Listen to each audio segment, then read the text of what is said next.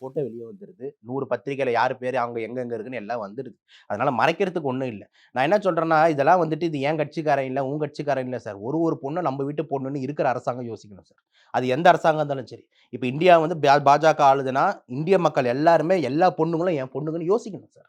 இப்ப இங்க தமிழகத்துல டிஎம்கே ஆளுதுன்னா, டிஎம்கேல இருந்து தமிழ்நாட்டுல இருக்கிற எல்லா அம்மாங்களும் நம்ம அம்மாங்க, நம்ம பொண்ணுங்க. ஒருத்தருக்கும் ஒண்ணும் ஆவக்கூடாது. அப்படின்ற மாரி அந்த நல்ல சிந்தனை, அந்த திங்கிங், அந்த பாசிட்டிவ் திங்கிங் இருந்தா மட்டும் தான் சார் வந்து இந்த கிரைம் ரேட்ஸ் குறையும்.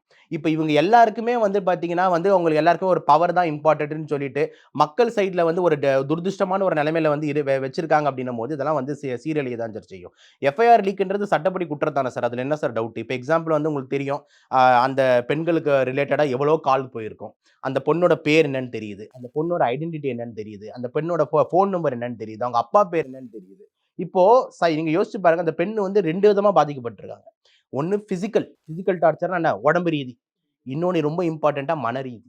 ஒரு டாக்டரா இங்க தான் நான் தொட விரும்புறேன். இப்போ உடம்பு ரீதியான காயங்கள் வந்து பார்த்தீங்கன்னா, ஒரு 1 வாரம், 2 வாரம் மருத்துவ சிகிச்சையில சரியாயிடும். ஒரு பெயின் கில்லர் தரேன், ஒரு பெயின் ஷாட் தரேன். அதுக்கப்புறம் வந்து எங்கெங்கெல்லாம் கீறி இருக்கனோ, அங்கெல்லாம் நான் பீட்டாடின் ஆயின்மென்ட்ட பூசுறேன். ஆன்டிபயோட்டிக் போடுமா அப்படின்னு சொல்லிட்டு, அப்புறம் கொஞ்சம் நாளா ரெஸ்ட் எடு, பிசியோதெரபிலாம் குடுத்து அந்த பொண்ணு நார்மல் ஆயிடும். இது உடம்ப நீங்க ரெடி பண்ணிறலாம். பிசிக்கலா ரெடி பண்ணிறலாம். ஆனா அந்த மென்டல் ட்ராமா இருக்குல்ல, அத நீங்க கொஞ்சம் யோசிச்சு பாருங்க சார்.